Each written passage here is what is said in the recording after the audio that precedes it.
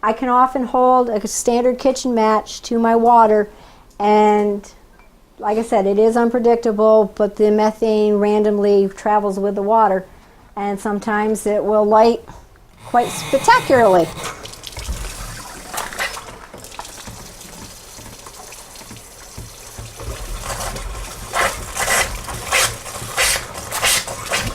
Just like that.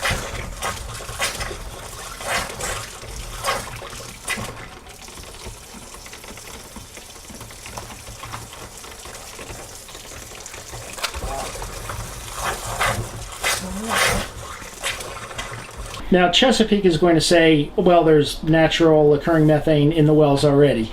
What do you have? What's your reply to a comment like that? My reply is that their post-fracking test, their own, the methane tested 0.01 milligrams per liter, and since July of 2010, it has tested as high as 64 milligrams. So obviously something has changed. And usually you can, they say as long as it aerates, it's safe to drink, and usually you can see a little bit of gas just aerating out of there.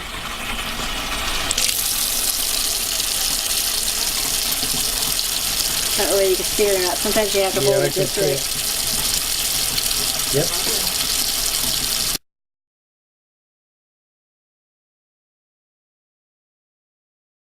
Sticking to environmental horrors, is fracking responsible for killing off an alarming amount of livestock around the nation? Authors of a new report looked into 24 different case studies in 6 different states where hydraulic fracking is taking place to find out why livestock is getting sick and dying.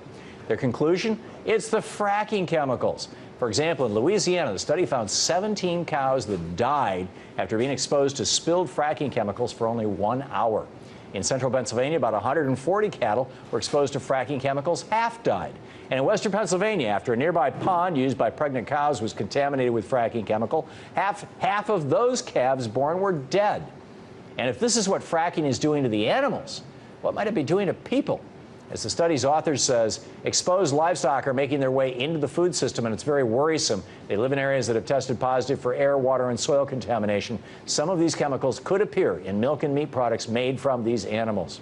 Several nations in Europe have already banned fracking, including France and Bulgaria, while the UK has suspended the practice. But here in the U.S., fracking continues in the face of new evidence that it's killing livestock and perhaps poisoning our food supply.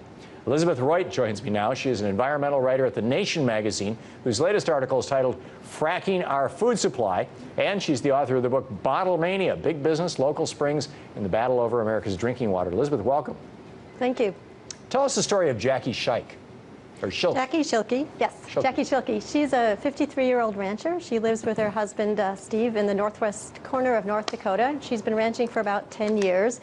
She's got, she never let the oil and gas companies on her property, but a couple years ago, one of them put a rig on her property line. There's 32 other rigs around within 3 miles of her property. But when they put this one on the property line, there was a blowout, there was some problems with a leaky well, and she started noticing problems with her cattle. They started limping, they had infections, they dropped from 60 to 80 pounds a week. The mothers stopped producing milk for their calves. And in 5 of the cattle, their tails dropped off. Eventually, 5 of them died. Actually, one very expensive bull had to be shot, and 4 other cows died. Wow. And is there pretty clear evidence that this is the consequence of fracking having presumably contaminated the water the cattle are drinking? That's the problem. It's very difficult to prove cause and effect in these cases. We don't know what's in all of these fracking fluids. Jackie Schilke, like most ranchers, hadn't done pre-drilling testing of her water, of her air, of her soil. You don't know how these chemicals are moving through the environment, but ranchers across the country are noting similar things with their animals. I'm not saying that this is an alarming widespread trend. I want to be careful here. I want to say that scientists who have looked at this are worried, and that this might be an early warning for us, looking at these cattle who are dying of respiratory failure, who are who are dying of infections, massive organ failure, and those are the animals who are not making their way into the food system. But what about their herd mates who have survived and might be sick but aren't stumbling around and who are making it into the food system? So people who are drinking milk and eating meat products, and I'm assuming this is not obviously limited to cattle, is fracking around chicken farms and everything else. The food that people are eating may itself be contaminated with carcinogens, with oil derivatives and things, these fracking chemicals? Great question. It's another part of this great unknown, because farmers aren't required to tell the people they sell their cattle to if they're healthy. If they can make it into the truck and they look healthy, then they go on to the feedlot or to be raised up to market weight somewhere else. So farmers aren't responsible for the insides of their cows. If they look good on the outside, on they go. And at the slaughterhouses where they are inspected, the inspectors are mostly concerned with pathogens and with pesticides. And they're looking at gross anatomy. They are not testing for the residue of fracking chemicals. So we really don't know what's going on. Amazing.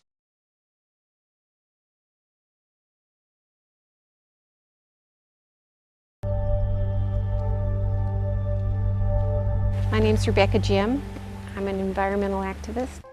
This whole site is 47 square miles, and mile after mile are damaged lands where the mining waste was left on top of the ground.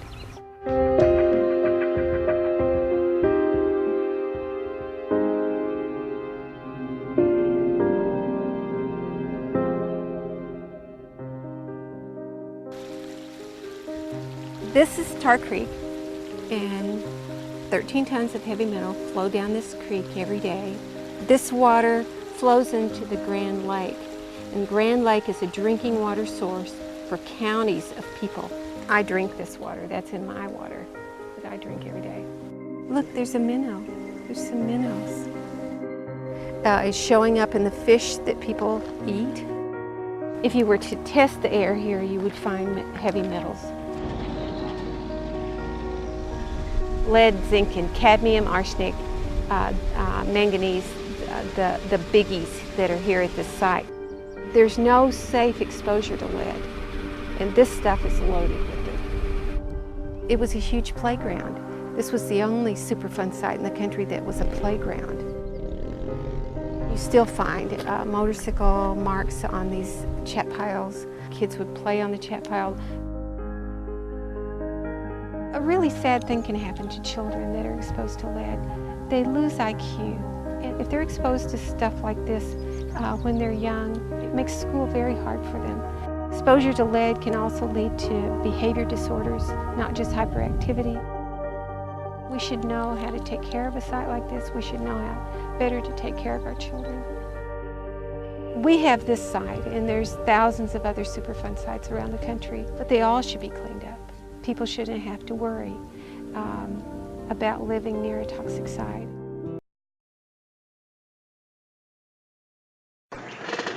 Hi, my name is Alexis Ileana.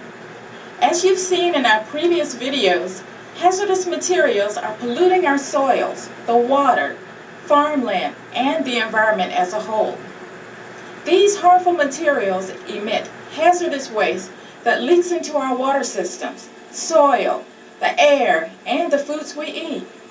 Foods such as vegetables, fruits, fisheries, cattle, and other livestock that we consume. We all know that we must have electricity, fuel for our cars. We must have food and definitely water. But we don't have to have the hazardous waste products and the very resources that maintain our life and keep us alive. What if I told you that today there is a technology that exists that can eliminate these problems of hazardous waste materials? What if I told you that there is a new research, development, and technology organization who have developed an innovative solution to all these health and environmental problems? MMPL have developed an innovative, remarkable technology that can diminish or eliminate today's threats through an innovative project called the Struct CT Project. This new innovative technology removes tomorrow's threat of these contaminants that causes cancer, birth defects, mental illness, and many other human health problems and the environment. MMPL have the technology that will change the way we look at hazardous waste and bring that technology into reality today. We are right at the door. We can change the world with this technology. But there is one thing that we need. That is your support to do it. Be a part of this life-changing event by donating now. You can give our children as well as ourselves a greater outlook on life. As we go down in history as the people who changed the world, you will also go down in history as a partner in saving our future. You will be proud to say, I was part of this change. Your children and your children's children will definitely thank you.